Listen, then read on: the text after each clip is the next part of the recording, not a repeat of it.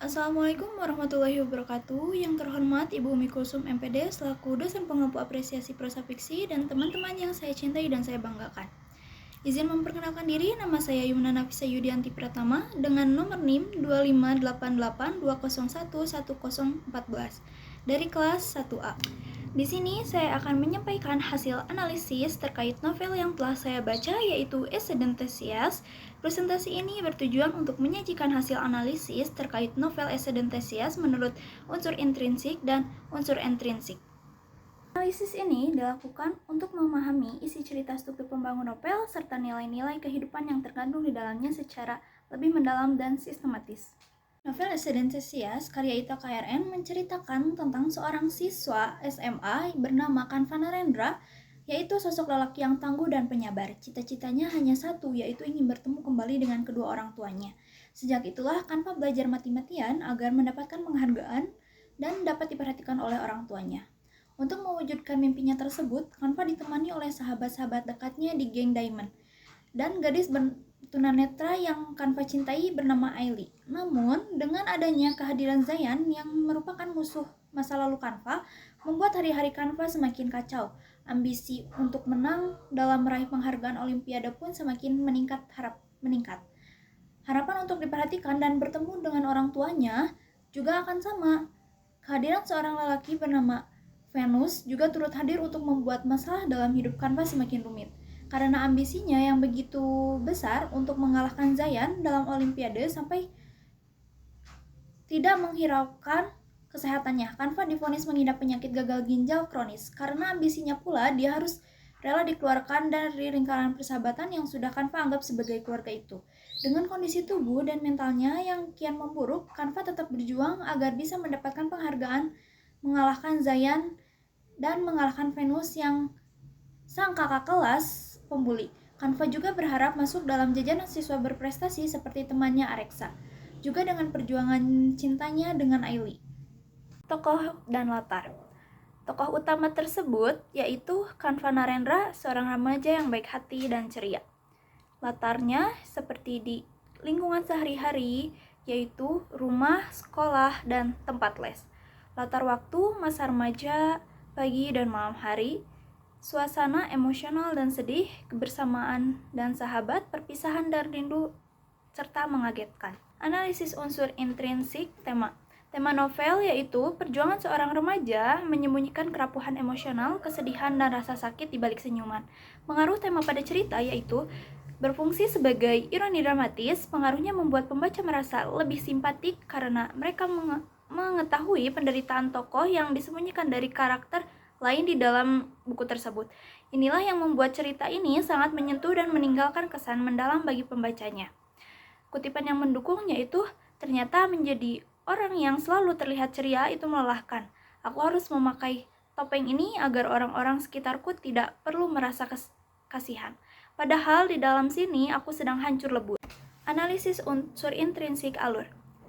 Novel ini menggunakan alur maju, namun seringkali diselingi dengan bayang-bayang, trauma, dan masa lalu yang memperkuat karakter menjadi seorang Esedentesias.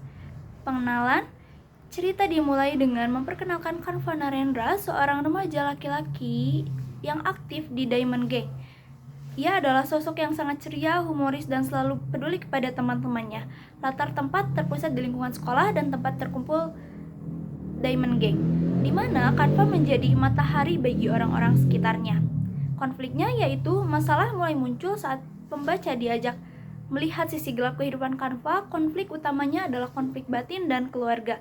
Kanva sangat merindukan kehadiran orang tuanya yang jarang ada untuknya.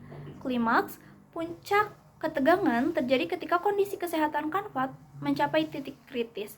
Di saat yang sama, beban emosional akibat kerinduannya pada orang tua dan pengorbanan untuk teman-temannya memuncak. Rahasia yang selama ini ia simpan rapat-rapat mulai terkuak. Dan para sahabatnya menyadari bahwa di balik tawa Kanva tersimpan kerapuhan yang luar biasa. Penyelesaian yaitu cerita berakhir dengan suasana yang emosional. Penyelesaian memberikan jawaban atas perjuangan Kanva. Ia akhirnya beristirahat dari segala kepura-puraan dan rasa sakitnya. Para sahabat dan orang-orang di sekitarnya akhirnya menyadari betapa berharganya sosok Kanva. Kutipan yang mendukung, tugas Canva sudah selesai. Dia sudah berhasil membuat semua orang tersenyum meski dia sendiri harus pergi dalam diam. Kini, tidak ada lagi rasa sakit, tidak ada lagi rindu yang menyesakan. Canva sudah pulang ke tempat di mana ia benar-benar bisa beristirahat. Unsur intrinsik latar. Latar tempatnya yaitu di sekolah, rumah Canva, markas Diamond Gang, dan rumah sakit. Latar waktunya yaitu masa sekarang, malam hari, dan masa lalu. Latar suasananya yaitu hangat dan ceria, haru dan mencengkram. Analisis unsur intrinsik amanat. Pesan moral yaitu novel ini menekankan pentingnya tidak langsung menghakimi seseorang berdasarkan penampilan atau masa lalu mereka. Setiap orang memiliki perjuangan yang tidak terlihat. Kutipan yang mendukung yaitu dunia ini sudah cukup keras. Jangan biarkan orang-orang di sekitarmu berjuang sendirian di dalamnya. Jadilah telinga yang mau mendengar tanpa menghakimi.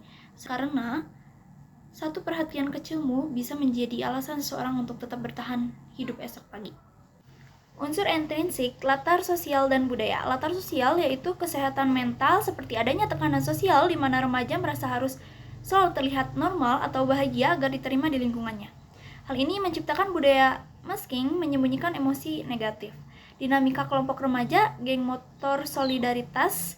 Cerita ini dipengaruhi oleh budaya organisasi remaja atau geng sekolah bernama Diamond Gang.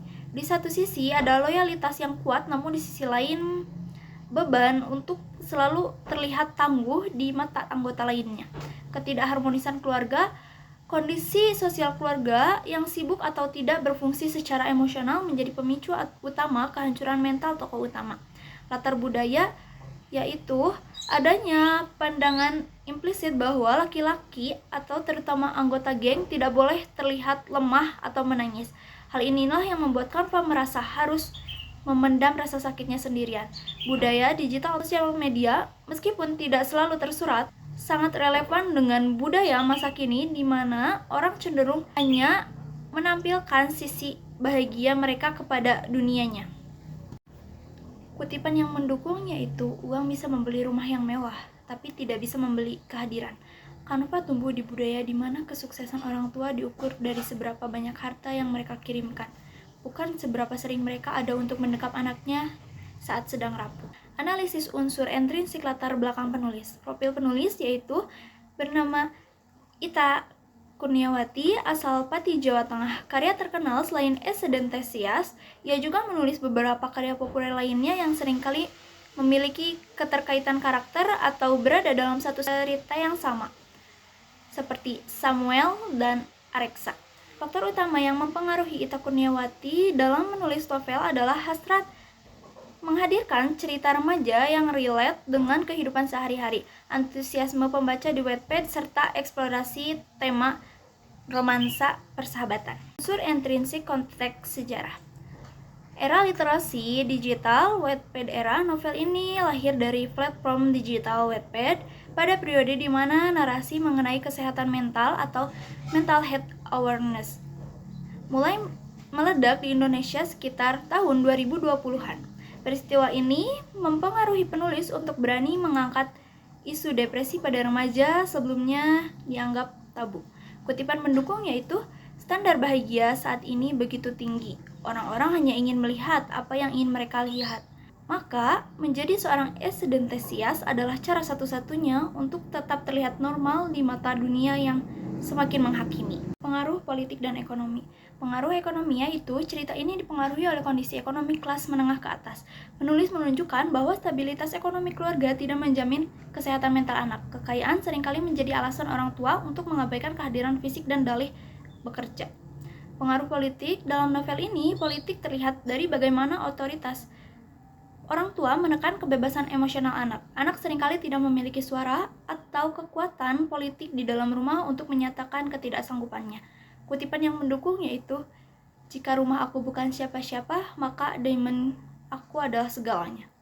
Di sini kami membuat aturan kami sendiri, saling melindungi saat hukum di rumah dan sekolah tidak lagi berpihak pada kami. We only regret the chances we didn't take. Sekian presentasi yang dapat saya sampaikan mengenai menganalisis novel yang saya baca, yaitu As a Enthusiast. Mohon maaf apabila banyak kesalahan kata dan kekurangan.